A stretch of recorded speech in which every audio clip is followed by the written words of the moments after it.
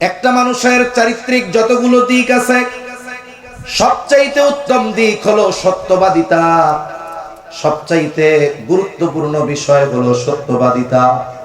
এই জন্য আল্লাহ তাআলা কোরআনুল কারীমের মধ্যে ঈমানদারদেরকে তাকওয়া অর্জনের নির্দেশ দিয়েছেন, সাথে সাথে সত্যবাদীদের সঙ্গ গ্রহণের আদেশ দিয়েছেন। আল্লাহ তাআলা বলেন, ভাই মাইকের মতো করেন আওয়াজ, মাইকের মতো দূর থেকে না টানলে কষ্ট হয় কথা বলতে। আওয়াজ ছাড়েন না, আওয়াজটা ছেড়ে দেন। একটা মানুষের সবচাইতে ভালো গুণ হলো সত্যবাদিতা। এখন ঠিক করছে, এতবার বললে আমাদেরও খারাপ লাগে। মাইক দিবেন, এই কোনায় মাইক, এই কোনায় মাইক, এগুলা দিবেন না, দরকার নাই। এগুলা ইসলামী সঙ্গীত শিল্পীরা আসলে তারা দিবেন, তাদের দিবেন। একটা মানুষের সবচাইতে ভালো গুণ হলো সত্যবাদিতা। এজন্য আল্লাহ তাআলা তাকওয়া অর্জনের জন্য সত্যবাদীদের সঙ্গ গ্রহণের নির্দেশ দিয়েছেন। আর আমার আপনার নবী নবুয়তির পরে নয়, বরং নবুয়তির বহু আগে কাফেরদের থেকে আল আমিন আস-সাদিক, সত্যবাদী আমানতদার উপাধি লাভ করেছেন। নবীজির সত্যবাদিতায় কাফেররা কতটা মুগ্ধ ছিল একটা ঘটনা শোনাই। নবুয়তির পর নবীজি সাল্লাল্লাহু আলাইহি ওয়াসাল্লাম 3 বছর গোপনে দাওয়াত দিয়েছেন। কয় বছর? আরো জোরে বলেন, কয় বছর? 3 বছর গোপনে দাওয়াত দেওয়ার পর আল্লাহ তাআলার নির্দেশ, ও পয়গম্বর, এখন থেকে আর গোপনে কোনো দাওয়াত হবে না, এখন আপনি প্রকাশ্যে দ্বীনের দাওয়াত পৌঁছায় দেন। ওয়া আনদির আশীরাতাকাল আকরাবিন, আপনার নিকটস্থ যারা আছে তাদেরকে সতর্ক করেন। রাসূলুল্লাহ সাল্লাল্লাহু আলাইহি ওয়াসাল্লাম আবু কুবাইস পাহাড়ের উপরে দাঁড়ায় গেলেন। কোন বর্ণনায় আসছে সাফা পাহাড়ের উপরে দাঁড়ালেন। বলে দুইটা বর্ণনা দুই রকম মনে হলেও মূলত বিষয়টা এক। সাফা পাহাড়টা মূলত আবু কুবাইস পাহাড়ের একটা অংশ। নবীজি ওই পাহাড়ের উপরে দাঁড়িয়ে আরববাসীকে আহ্বান করলেন। আবু কুবাইস পাহাড়ের একটা বৈশিষ্ট্য ছিল, যদি কোনো অপরিচিত মানুষ ওই পাহাড়ের উপরে দাঁড়িয়ে মক্কাবাসীর কাছে কোনো সাহায্য চাইতো, মক্কাবাসী দেখতো না ব্যক্তিকে, বরং ওই পাহাড়ের মর্যাদার কারণে সাহায্য প্রার্থী ব্যক্তিকে সাহায্যের জন্য তারা ছুটে আসতো। নবীজি সাল্লাল্লাহু আলাইহি ওয়াসাল্লাম আরববাসীকে আহ্বান করলেন। সবাই দলে দলে পাহাড়ের পাদদেশে ছুটে আসছে। আজকে আমাদেরকে ডেকেছে আল আমিন। সবাই চলে আসছে পাহাড়ের পাদদেশে। জিজ্ঞাসা করে, ও মুহাম্মদ, আমাদেরকে কেন তুমি একত্রিত করেছো? কেন আমাদেরকে তুমি ডেকেছো?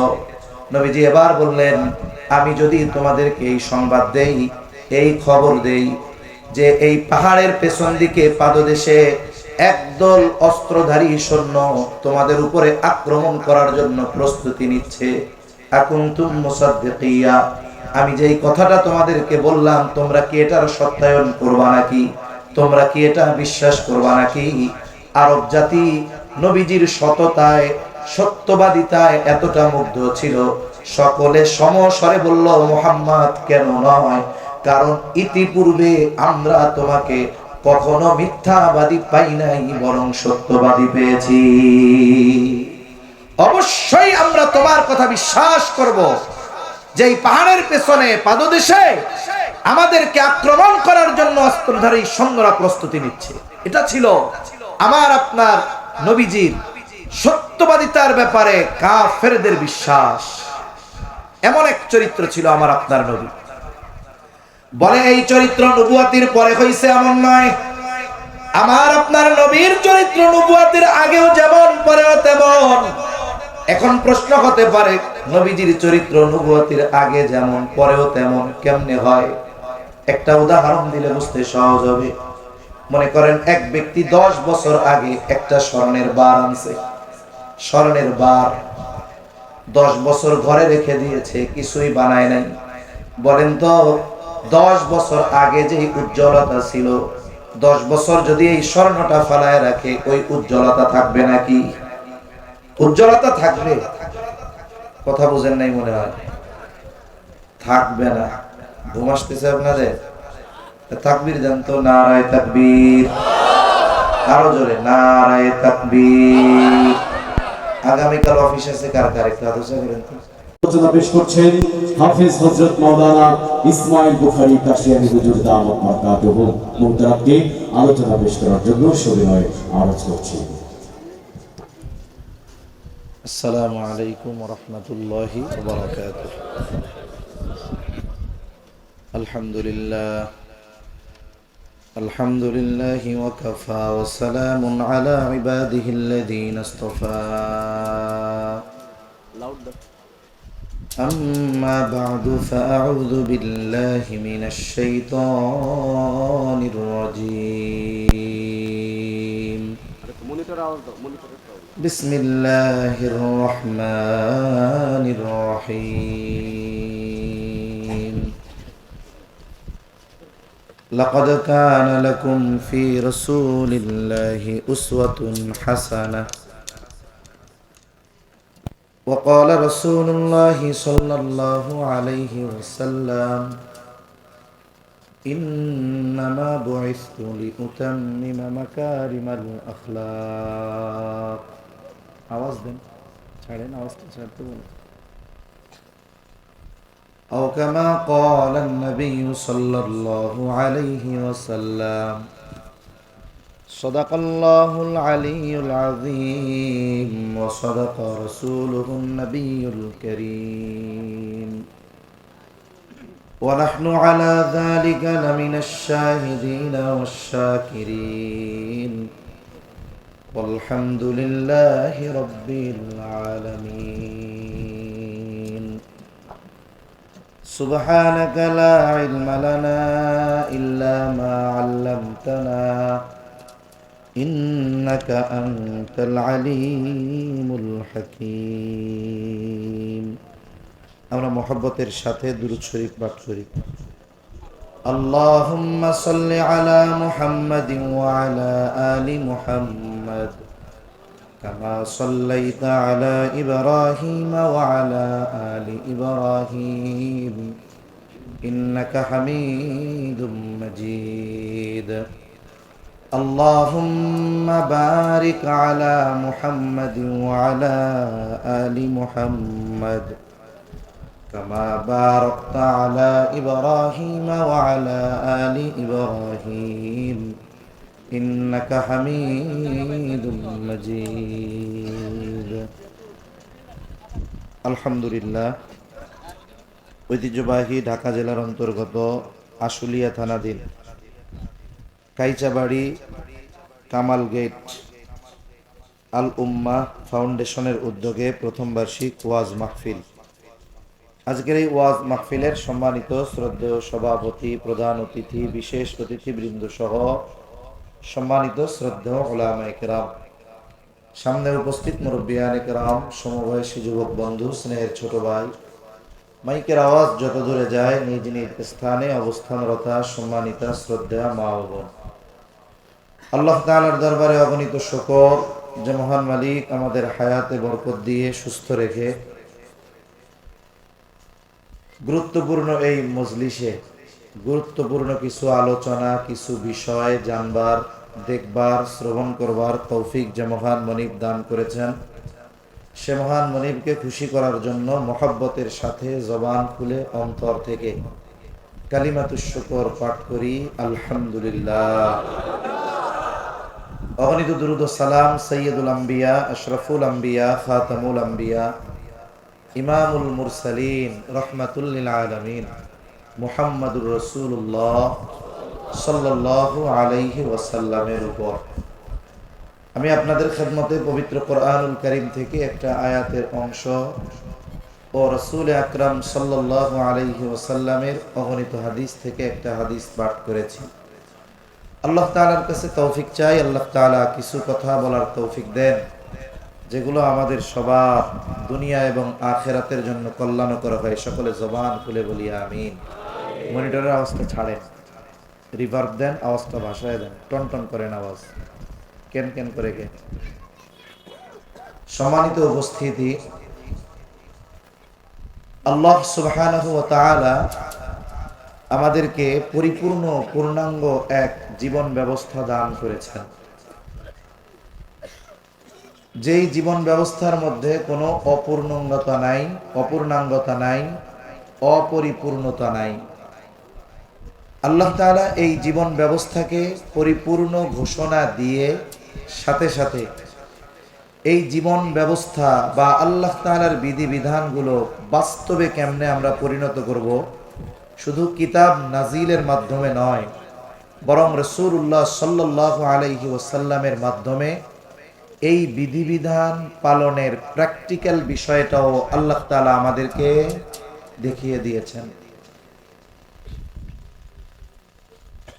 এই দিন পেয়ে আমরা সবাই খুশি।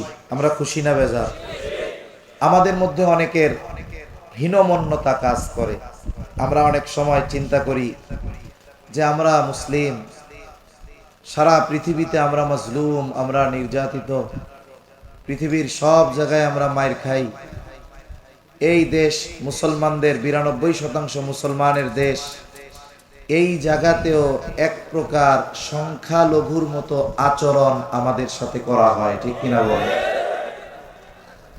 এই দেশে 92% মুসলমানের দেশ হওয়ার পরেও এই দেশে মুসলিমরা যদি জুলুমের শিকার হয়, উপরন্তু কিছু কিছু ক্ষেত্রে এমন হয় মুসলিম মাজলুম হওয়ার পরে কিছু দুষ্টু মানুষ, প্রশাসনের মধ্যে থাকা কিছু ফ্যাসিবাদী, রাষ্ট্র পরিচালনার মূল অবকাঠামোগুলোতে থাকা কিছু অতীতের ফ্যাসিবাদী, এরা ওই মাজলুমকে উল্টা জালেমের ভূমিকায় দিয়ে ওই জালেমদেরকে হেফাজতের দায়িত্ব নিয়ে নেয়, ঠিক কিনা বলে?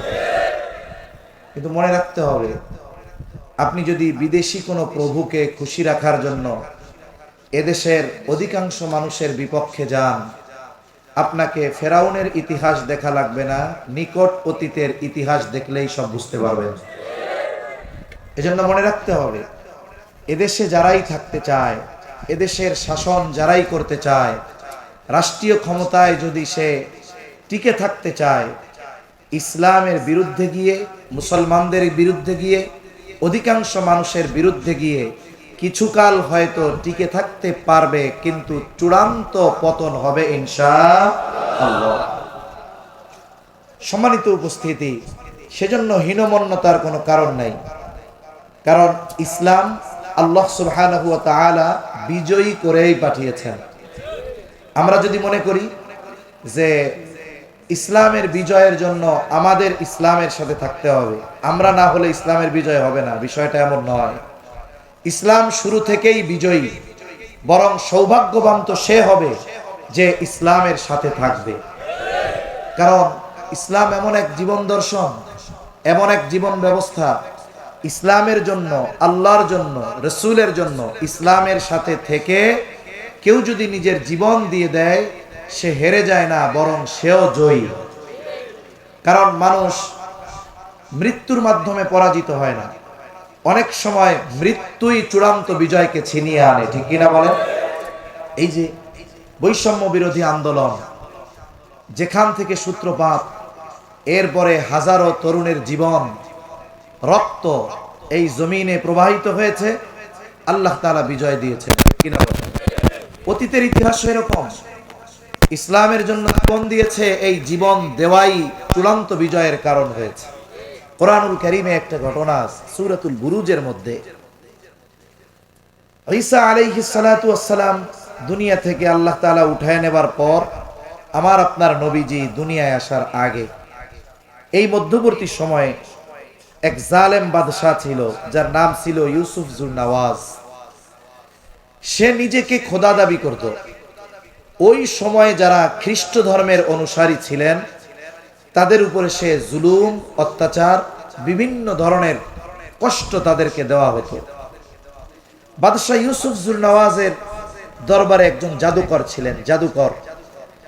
এই জাদুকর যখন বার্ধক্যে উপনীত হলেন, তখন তিনি বাদশার কাছে আরজ করলেন, বাদশাহ, আমি তো জীবনের শেষ সময় অতিবাহিত করতেছি, আপনি আমাকে এমন একটা যুবক দেন যার মেধা ভালো হবে, আমি আমার এই জ্ঞান তাকে শিক্ষা দিয়ে যাব, জ্ঞান সংরক্ষিত থাকবে, পরবর্তীতে আপনি তার মাধ্যমে উপকৃত হবেন। ইউসুফ জুরনওয়াজ সারা দেশ খুঁজে একজন যুবককে তার অধীনে দিয়ে দিল যে এরে তুমি সব শিখাইয়া দিবা। যুবকের নাম হলো আব্দুল্লাহ বিন তামের। যুবক রাজপ্রাসাদে খুব আরাম আয়েশ ভোগ বিলাসের সাথে অবস্থান করে, আর প্রতিদিন কিছু সময় ওই জাদুকরের কাছে গিয়ে জাদু শিখে আসে। তা তার যাওয়ার পথে একজন খ্রিস্ট ধর্মের পাদ্রী ছিলেন, গোপনে এক জায়গায় তিনি তার দিনই কিছু কাজ করতেন, গোপনে কিছু মানুষ তার কাছে যাওয়া আসা করত। আব্দুল্লাহ বিন তামের এই যাওয়া আসার পথে একদিন চিন্তা করলেন, আমি একটু এই লোকটার কাছে যাই, দেখি কি করে উনি। আব্দুল্লাহ বিন তামের যখন গেলেন, তার সাথে কথাবার্তা হলো। ওই ব্যক্তি তাকে তাওহীদের ধর্মের দাওয়াত দিল, আল্লাহর একত্ববাদের দাওয়াত দিল, ঈমানের দাওয়াত দিল। লোকটার কথা তার ভালো লাগছে। একটা সময় লোকটার কথার দ্বারা সে প্রভাবান্বিত হয়েছে। এইবার দুই জায়গায় যায়, জাদুকরের কাছেও যায়, এই লোকটার কাছেও যায়। মোটামুটি অবস্থা এমন, সে তাওহীদের দিকে, আল্লাহর একত্ববাদের দিকে ধাবিত হয়ে গেছে বেশি। কিন্তু পরিস্থিতির শিকার, বাদশার দরবারে থাকে, তার কাছে যায়, কিন্তু তার ঈমান, আল্লাহর প্রতি বিশ্বাস তার অন্তরের মধ্যে সে গেঁথে নিয়েছে। একদিন সে যাচ্ছে, যাবার পথে একটা বাঘ রাস্তা আটকিয়ে রাস্তার উপরে বসে আছে। স্বাভাবিকভাবে কোনো কুকুর যদি খেপা হয়, ওই কুকুরের পাশ দিয়ে যাওয়াও মানুষ বিপজ্জনক মনে করে। এখন বাঘ রাস্তার উপরে বসা, এখন মানুষের চলাচলে বিঘ্ন হচ্ছে, ভয় পাইতেছে মানুষ। আব্দুল্লাহ বিন তামের একটা পরীক্ষা করার সুযোগ পেয়ে গেছে। আসলে হকের উপরে কে আছে, সত্যের উপরে কে আছে, এটা তার সুনিশ্চিত হওয়া দরকার। এইবার সে হাতে একটা পাথর নিয়েছে, পাথর, আল্লাহর পরিচয় তো লাভ করছে।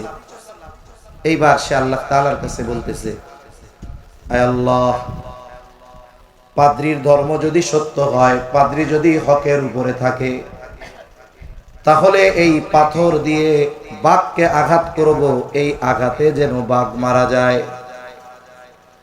সে এবার সুনিশ্চিত হতে চায় আসলে পাদ্রী যে তাওহীদের ধর্মের দাওয়াত দেয়, এটা সত্য নাকি মিথ্যা। এইবার সেই কথা বলে, আল্লাহ, পাদ্রীর ধর্ম যদি সত্য হয়, এই পাথরের আঘাতে যেন বাঘ মারা যায়। এইবার বিসমিল্লাহ বলে হাতের সেই পাথরটা বাঘের দিকে নিক্ষেপ করলো। যখন ওই পাথরের আঘাত বাঘের গায়ে লাগলো, সাথে সাথে বাঘ মারা গেল। এইবার এই যুবক সুনিশ্চিত যে পাদ্রী হকের উপরে আছে, সত্যের উপরে আছে। আব্দুল্লাহ বিন তামের এইবার তার হকের কথা প্রমাণিত হয়ে গেছে, সুনিশ্চিত হয়ে গেছে। আব্দুল্লাহ বিন তামের রাজপ্রাসাদে যেই জায়গায় থাকতেন, ওই জায়গায় একজন উজির ছিল, ওই বাদশাহ উজির ছিল অন্ধ, চোখে দেখে না।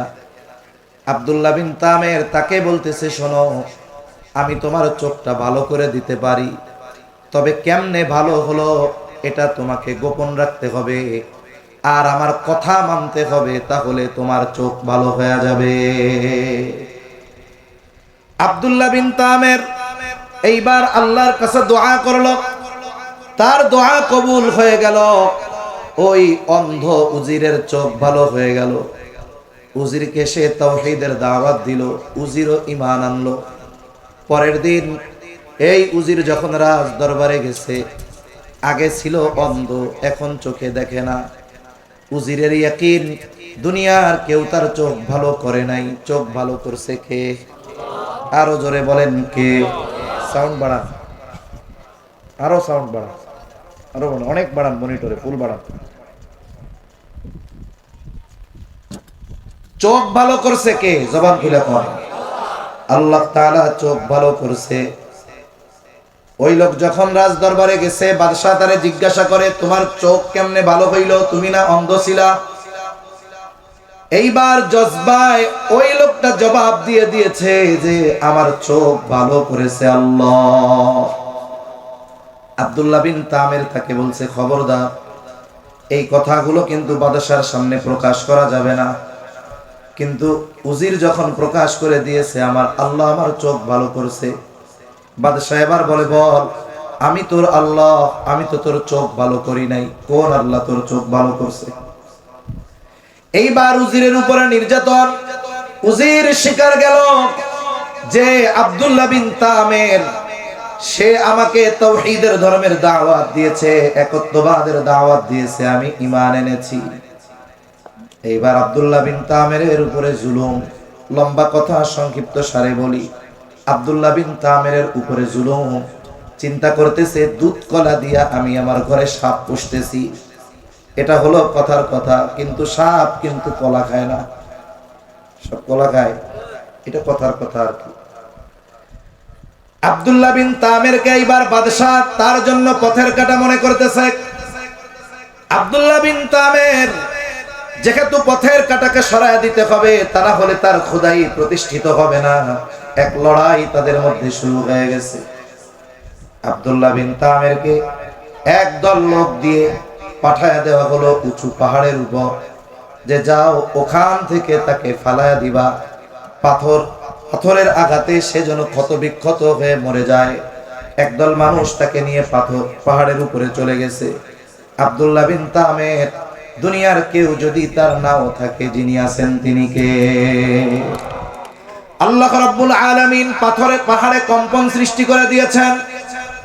আল্লাহ তাআলা আব্দুল্লাহ বিন তামেরকে হেফাজত করেছে, আর সাথে বাকি যারা গেছিল তারা পাহাড় থেকে পড়ে গেছে, মরে শেষ। সুস্থতার সাথে আব্দুল্লাহ বিন তামের উপস্থিত বাদশার দরবারে। বাদশাহ অবাক, হতবাক, কি ব্যাপার? তোমারে না মারতে পাঠাইলাম, তোমার সাথে যারা গেছে তারা কোথায়? বলে, আল্লাহ আমাকে হেফাজত করেছে, বাঁচিয়েছে, যারা গেছে তারা সবাই খতম হয়ে গেছে। এইবার আরেক দলকে পাঠাইছি, যাও একে নিয়ে সমুদ্রের মধ্যে ফালায়া দিবা। একদল মানুষ আব্দুল্লাহ বিন তামেরকে নিয়ে নৌকায় সমুদ্রের ভেতরে নিয়ে গেছে। আল্লাহ তাআলা ওই জায়গা থেকেও আব্দুল্লাহ বিন তামেরকে হেফাজত করেছে। নৌকা ডুবিতে তাকে যারা মারতে গেছে তারা সবাই শেষ। সুস্থ অবস্থায় আব্দুল্লাহ বিন তামের বাদশার সামনে হাজির। বাদশা বলে, তুমি বাঁচলা কেমনে? তোমারে না মারতে পাঠাইলাম। আব্দুল্লাহ বিন তামের আবার বলে, আমাকে বাঁচিয়েছেন আল্লাহ। তোমার সাথে যাদেরকে পাঠিয়েছি তারা কোথায়? বলে, তারা সবাই শেষ। আব্দুল্লাহ বিন তামেরকে বারবার হত্যার চেষ্টা করেও বাদশাহ হত্যা করতে পারে না। এবার আব্দুল্লাহ বিন তামের বলে, বাদশাহ, তুমি তোমার পদ্ধতি যতই অবলম্বন করো না কেন, আমাকে হত্যা করতে পারবা না। তবে আমি একটা পদ্ধতি তোমাকে বলে দেই, এই পদ্ধতি যদি তুমি অবলম্বন করো তাহলে তোমার মনোবাসনা পূরণ হবে। আব্দুল্লাহ বিন তামেরকে বলে, বলো কোন পদ্ধতি? তুমি যদি আমাকে মারতে চাও, গোটা দেশে এলান করে দিবা, নির্ধারিত একটা জায়গায় সকলকে জড়ো হতে বলবা, সকলের উপস্থিতিতে তোমার জল্লাদ আমার দিকে তীর নিক্ষেপ করবে। তবে একটা শর্ত, এই তীর মারার সময় বলতে হবে, বিসমিল্লাহি বিরব্বিল গোলাম।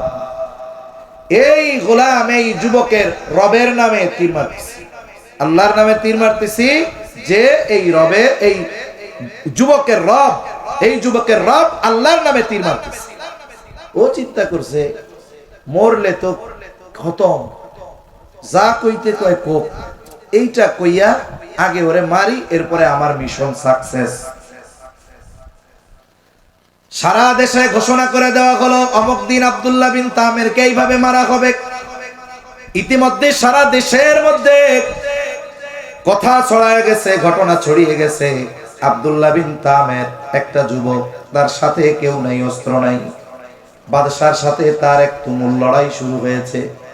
সারা দেশের মানুষ চলে আসছে, দুনিয়ার মানুষ বাঁচতে চায়, আর এই যুবক নিজে মরতে চায়। দেখার দরকার, সবাই হাজির, বুড়া গুড়া সবাই হাজির, সন্তান কোলে নিয়ে, দুগ্ধপোষ্য সন্তান নিয়ে মাও হাজির। এই দৃশ্য দেখার জন্য লাখো মানুষের উপস্থিতিতে এইবার জল্লাদ বিসমিল্লাহি বিরব্বিল গোলাম বলে যখন আব্দুল্লাহ বিন তামেরের দিকে তীর নিক্ষেপ করেছে, তীর গায়ে বিদ্ধ হয়েছে, সাথে সাথে যুবক আব্দুল্লাহ বিন তামের জমিনে পড়ে গেছে, মৃত্যু হয়ে গেছে, শহীদ হয়ে গেছে। এই দৃশ্য দেখে উপস্থিত লাখো জনতা সমস্বরে প্রত্যেকে জবান খুলে উঁচু আওয়াজে ঘোষণা দিয়েছে, আমানতু বিরব্বিল গোলাম, আমরাও এই যুবকের রবের উপরে ঈমান আনলাম। তাহলে এই যুবকের মিশন কি ছিল? যুবকের মিশন ছিল মানুষদের কাছে ঈমানের দাওয়াত পৌঁছে দেওয়া। এটাই ছিল তার সফলতার মূল। বলে সে বেঁচে থেকে পারে নাই ঠিক, মৃত্যুর মাধ্যমে সফলতা অর্জন করেছে। এই জন্য শুধুমাত্র বেঁচে থাকলেই মানুষ সফল হয় তা না, বরং মৃত্যুর মাধ্যমেও মানুষ চূড়ান্ত কাঙ্ক্ষিত সফলতা অর্জন করে। এজন্য অনেকে হতাশার মধ্যে ভুগে যে আমরা মুসলমান, আমাদের উপরে এত জুলুম, এত অত্যাচার। ইমানদার যদি ইমানের উপরে থাকে, ইসলামের উপরে থাকে, তাহলে সে যদি মারাও যায় এটাও তার সফলতা, ঠিক কিনা বলে? মূলত আমি অন্য কিছু কথা বলার জন্য আয়াত পাঠ করছি, এরপরেও কথাগুলো আল্লাহর তরফ থেকে আসলো তাই বললাম। আল্লাহর তরফ থেকে আসলো তাই কথাগুলো বললাম। মূলত রাসূল আকরাম সাল্লাল্লাহু আলাইহি ওয়াসাল্লাম, এই যে আল উম্মাহ ফাউন্ডেশন, আজকে পৃথিবীতে অনেক সংগঠন আছে, অনেক লিখিত সংগঠন আছে, গঠনতন্ত্রের আলোকে সংগঠন আছে, কিন্তু এই পৃথিবীতে লিখিত সংগঠন আর এই সংগঠনের সংগঠক ছিলেন মুহাম্মদুর রাসূলুল্লাহ সাল্লাল্লাহু আলাইহি ওয়াসাল্লাম। এজন্য পৃথিবীতে ওই সংগঠনগুলোই সফলতার চূড়ান্ত শিখরে পৌঁছাতে পারবে যারা তাদের সংগঠনকে রাসূলুল্লাহ সাল্লাল্লাহু আলাইহি ওয়াসাল্লামের আদর্শের আলোকে পরিচালিত করবে। নবীজি সাল্লাল্লাহু আলাইহি ওয়াসাল্লাম নবুয়তির পরে তার মানবিক বা তার আখলাকের পূর্ণতা আসছে এমন নয়, বরং আমার আপনার নবীজি নবুয়ত পাওয়ার বহু পূর্বে পরিপূর্ণ উত্তম আখলাকের অধিকারী ছিলেন। ওনার উত্তম আখলাকের সাক্ষ্য কাফেররা দিয়েছে এবং তৎকালীন সময়ে জাহেলিয়াতের সময় রাসূল আকরাম সাল্লাল্লাহু আলাইহি ওয়াসাল্লামের কল্যাণে বড় বড় সংঘর্ষ থেকে আরব জাতি বেঁচে গেছে। যে আরব জাতি ছোট ছোট বিষয় নিয়ে বড় বড় যুদ্ধ লাগায়া দিত। এক যুদ্ধ লাগছে একটা ডিমকে কেন্দ্র করে, বছরের পর বছর এই যুদ্ধ চলছে। নবীজি সাল্লাল্লাহু আলাইহি ওয়াসাল্লাম ওই যুদ্ধগুলো প্রত্যক্ষ করেছেন, দেখেছেন। যখন কোনো পিতা মারা যাইত, সন্তানের কাছে ওসিয়ত করে যাইত যে আমার মৃত্যুর পরে তোমরা যুদ্ধ থামায়া দিবা না, বরং আমার মৃত্যুর পরে প্রতিশোধ নেওয়ার জন্য এই যুদ্ধ তোমরা চালায়া যাবা। এমন এক সমাজে আল্লাহ তাআলা আমার আপনার নবীজিকে পাঠিয়েছেন, আর ওই সমাজের মানুষ আমার আপনার নবীজির উত্তম চরিত্রের সত্যায়ন করেছে। আল্লাহ তাআলা তো ওহী নাজিল করে সত্যায়ন করেছেন, এর আগে কাফেররা নবীজির চরিত্রের সত্যায়ন করেছে। একটা মানুষের চারিত্রিক যতগুলো দিক আছে, সবচাইতে উত্তম দিক হলো সত্যবাদিতা। সবচাইতে গুরুত্বপূর্ণ বিষয় হলো সত্যবাদিতা। এই জন্য আল্লাহ তাআলা কোরআনুল কারীমের মধ্যে ইমানদারদেরকে তাকওয়া অর্জনের নির্দেশ দিয়েছেন, সাথে সাথে সত্যবাদীদের সঙ্গ গ্রহণের আদেশ দিয়েছেন। আল্লাহ তাআলা বলেন, ভাই মাইকের মতো করেন আওয়াজ, মাইকের মতো দূর থেকে না টানলে কষ্ট হয় কথা বলতে। আওয়াজ ছাড়েন না, আওয়াজটা ছেড়ে দেন। একটা মানুষের সবচাইতে ভালো গুণ হলো সত্যবাদিতা। এখন ঠিক করছে, এতবার বললে আমাদেরও খারাপ লাগে। মাইক দিবেন, এই কোনায় মাইক, এই কোনায় মাইক, এগুলা দিবেন না, দরকার নাই। এগুলা ইসলামী সঙ্গীত শিল্পীরা আসলে তারা দিবেন, তাদের দিবেন। একটা মানুষের সবচাইতে ভালো গুণ হলো সত্যবাদিতা। এজন্য আল্লাহ তাআলা তাকওয়া অর্জনের জন্য সত্যবাদীদের সঙ্গ গ্রহণের নির্দেশ দিয়েছেন। আর আমার আপনার নবী নবুয়তির পরে নয়, বরং নবুয়তির বহু আগে কাফেরদের থেকে আল আমিন আস-সাদিক, সত্যবাদী আমানতদার উপাধি লাভ করেছেন। নবীজির সত্যবাদিতায় কাফেররা কতটা মুগ্ধ ছিল একটা ঘটনা শোনাই। নবুয়তির পর নবীজি সাল্লাল্লাহু আলাইহি ওয়াসাল্লাম 3 বছর গোপনে দাওয়াত দিয়েছেন। কয় বছর? আরো জোরে বলেন, কয় বছর? 3 বছর গোপনে দাওয়াত দেওয়ার পর আল্লাহ তাআলার নির্দেশ, ও পয়গম্বর, এখন থেকে আর গোপনে কোনো দাওয়াত হবে না, এখন আপনি প্রকাশ্যে দ্বীনের দাওয়াত পৌঁছায় দেন। ওয়া আনদির আশীরাতাকাল আকরাবিন, আপনার নিকটস্থ যারা আছে তাদেরকে সতর্ক করেন। রাসূলুল্লাহ সাল্লাল্লাহু আলাইহি ওয়াসাল্লাম আবু কুবাইস পাহাড়ের উপরে দাঁড়ায় গেলেন। কোন বর্ণনায় আসছে সাফা পাহাড়ের উপরে দাঁড়ালেন। বলে দুইটা বর্ণনা দুই রকম মনে হলেও মূলত বিষয়টা এক। সাফা পাহাড়টা মূলত আবু কুবাইস পাহাড়ের একটা অংশ। নবীজি ওই পাহাড়ের উপরে দাঁড়িয়ে আরববাসীকে আহ্বান করলেন। আবু কুবাইস পাহাড়ের একটা বৈশিষ্ট্য ছিল, যদি কোনো অপরিচিত মানুষ ওই পাহাড়ের উপরে দাঁড়িয়ে মক্কাবাসীর কাছে কোনো সাহায্য চাইতো, মক্কাবাসী দেখতো না ব্যক্তিকে, বরং ওই পাহাড়ের মর্যাদার কারণে সাহায্য প্রার্থী ব্যক্তিকে সাহায্যের জন্য তারা ছুটে আসতো। নবীজি সাল্লাল্লাহু আলাইহি ওয়াসাল্লাম আরববাসীকে আহ্বান করলেন। সবাই দলে দলে পাহাড়ের পাদদেশে ছুটে আসছে। আজকে আমাদেরকে ডেকেছে আল আমিন। সবাই চলে আসছে পাহাড়ের পাদদেশে। জিজ্ঞাসা করে, ও মুহাম্মদ, আমাদেরকে কেন তুমি একত্রিত করেছো? কেন আমাদেরকে তুমি ডেকেছো? নবীজি এবার বললেন, আমি যদি তোমাদেরকে এই সংবাদ দেই, এই খবর দেই যে এই পাহাড়ের পেছন দিকে পাদদেশে একদল অস্ত্রধারী সৈন্য তোমাদের উপরে আক্রমণ করার জন্য প্রস্তুতি নিচ্ছে, আকুনতুম মুসাদ্দিকিয়া, আমি যেই কথাটা তোমাদেরকে বললাম তোমরা কি এটার সত্যায়ন করবা নাকি? তোমরা কি এটা বিশ্বাস করবা নাকি?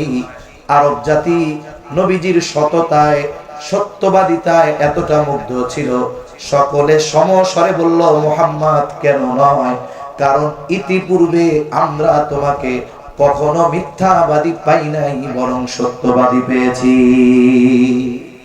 অবশ্যই আমরা তোমার কথা বিশ্বাস করব যে এই পাহাড়ের পেছনে পাদদেশে আমাদেরকে আক্রমণ করার জন্য অস্ত্রধারী সৈন্যরা প্রস্তুতি নিচ্ছে। এটা ছিল আমার আপনার নবীজির সত্যবাদিতার ব্যাপারে কাফেরদের বিশ্বাস। এমন এক চরিত্র ছিল আমার আপনার নবী। বলে এই চরিত্র নবুয়তির পরে হইছে এমন নয়। আমার আপনার নবীর চরিত্র নবুয়তির আগেও যেমন পরেও তেমন। এখন প্রশ্ন হতে পারে, নবীজির চরিত্র নবুয়তির আগে যেমন পরেও তেমন কেমনে হয়? একটা উদাহরণ দিলে বুঝতে সহজ হবে। মনে করেন এক ব্যক্তি 10 বছর আগে একটা স্বর্ণের বার আনছে। স্বর্ণের বার 10 বছর ঘরে রেখে দিয়েছে, কিছুই বানায় নাই। বলেন তো 10 বছর আগে যে উজ্জ্বলতা ছিল, 10 বছর যদি এই স্বর্ণটা ফালায় রাখে, ওই উজ্জ্বলতা থাকবে নাকি? উজ্জ্বলতা থাকবে? কথা বুঝেন নাই মনে হয়। থাকবে না। ঘুম আসতেছে আপনাদের? তাকবীর দেন তো, নারায়ে তাকবীর। আরো জোরে, নারায়ে তাকবীর। আগামীকাল অফিস আছে কার কার? একটু হাত উঁচু করেন তো।